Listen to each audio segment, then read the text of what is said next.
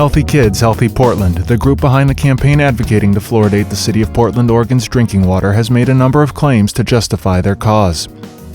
Portland is the last major metropolitan city in the U.S. to continually oppose the national trend of water fluoridation.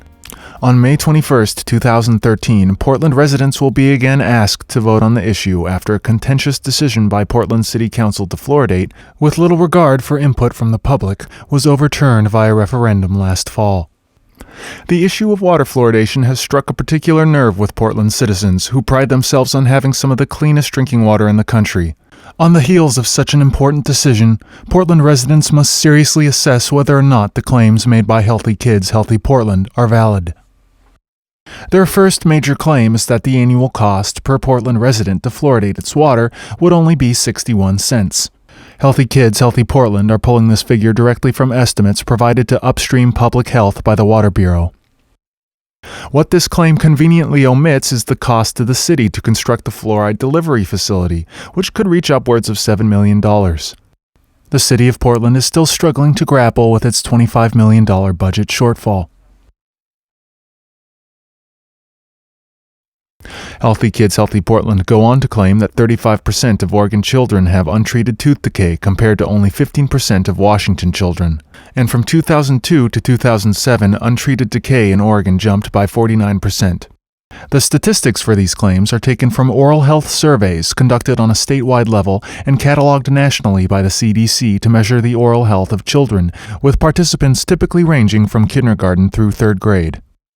While it is indeed unfortunate that far too many Oregon children suffer from the perfectly preventable affliction of untreated tooth decay, we must be able to accurately identify the reasons for this if we should ever hope to address how to treat it. Pro-fluoride activists would like to insinuate that the lack of fluoridation chemicals in drinking water are a contributing factor to unchecked dental decay, but what do the numbers suggest? According to the CDC's compiled data on states that have submitted records for untreated tooth decay in third-grade students, Oregon sits fifth from the bottom at 35.4%. Also, according to the CDC's 2010 water fluoridation statistics, the percentage of persons receiving fluoridated water in Oregon is 22.6%, making Oregon the least fluoridated state in the U.S. that has submitted data on untreated tooth decay. So surely states with worse dental health numbers than Oregon have comparably low rates of fluoridation.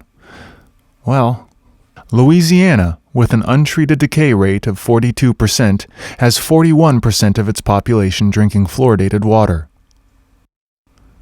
Arizona, with an untreated decay rate of 40%, has 57% of its population drinking fluoridated water. New Mexico, with an untreated decay rate of 37%, has 77% of its population drinking fluoridated water. And Texas, with the highest untreated dental decay rate of 43%, has 80% of its population drinking fluoridated water.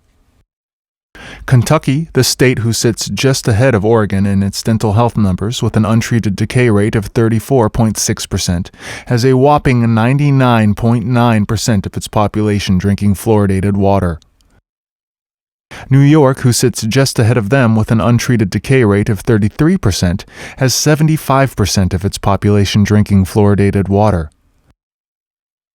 The numbers posted off the CDC's own website suggest no correlation between the percentage of persons drinking fluoridated water with a lowered rate of untreated dental decay.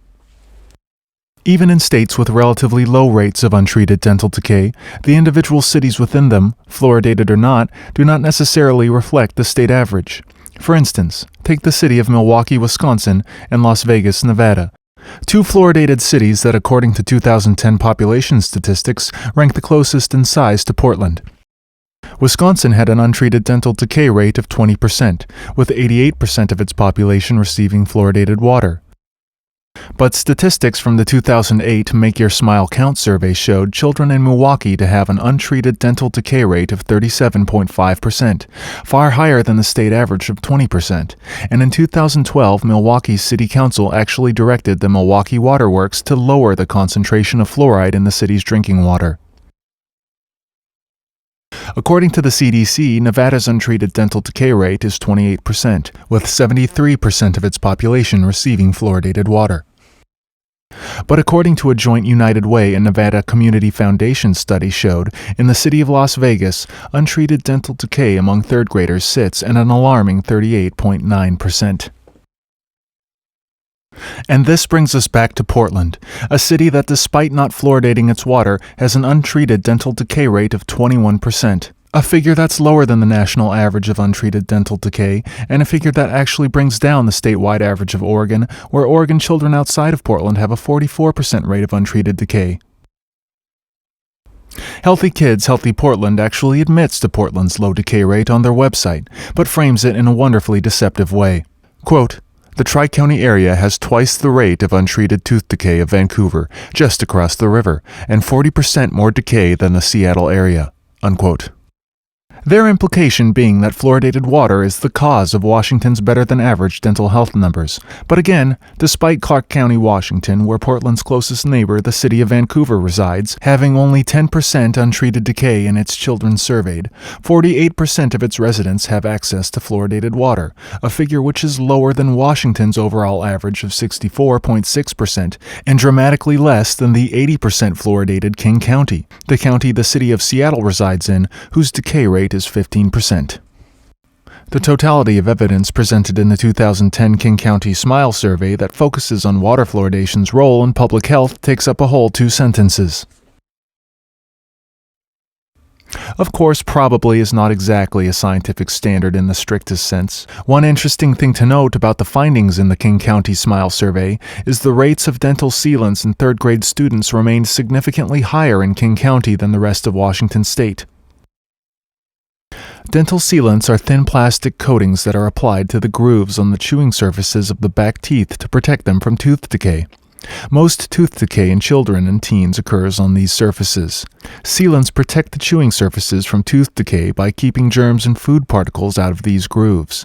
The rates of dental sealants among third graders in King County was 63% as opposed to 51% for Washington state. Incidentally, only 43% of Oregon's third graders have these dental sealants. However, more than half of the third graders surveyed in Portland, 51%, have dental sealants.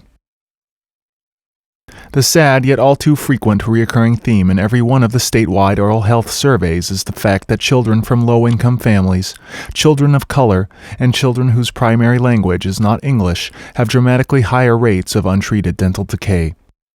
Despite being largely fluoridated for decades, Washington state had higher rates of dental disease across the board in 2005 until efforts were made to increase access to care and prevention. Once those measures were put into place, untreated decay rates among low-income preschoolers dropped by 50% within 5 years. The advocates for community water fluoridation, a euphemism they like to substitute for what it should be called, the disposal of industrial waste, seem more intent on dispensing an outdated placebo that modern science has categorically proven to pose negative health risks than taking meaningful, evidence-based measures on treating Oregon's dental health problems. When it comes to the practice of water fluoridation and the numerous reasons why it needs to be rejected, perhaps the most fundamental reason of them all, a reason that cannot be stressed enough, is that it violates the most basic principle of medicine: a patient's informed consent. The fluoride added to drinking water meets every legal definition of a drug. The fluoride added to dental products is strictly regulated by the FDA, yet what is added to municipal water is not overseen by any regulatory government agency. Fluoride is not a nutrient, it's not an essential mineral, and it is not added to make drinking water potable. Fluoride is added to treat people, under the banner of it having a medicinal purpose. Water fluoridation is mass medicating an entire population without any medical diagnosis whatsoever, and without any regard to dosage, consent, or the case specifics of an individual. The precautionary principle states, quote, "If an action or policy has a suspected risk of causing harm to the public or to the environment, in the absence of scientific consensus that the action or policy is harmful, the burden of proof that it is not harmful falls on those taking an act." Unquote. Even if one were to shrug off the ethical concerns of water fluoridation and were to believe that the practice has some health benefit, it would be irresponsible to jeopardize the health of an entire community in the absence of any scientific consensus that the practice is either safe or effective. This is why I am urging all Portland citizens to reject the fluoridation of its water and vote no on Measure 26-151 this May.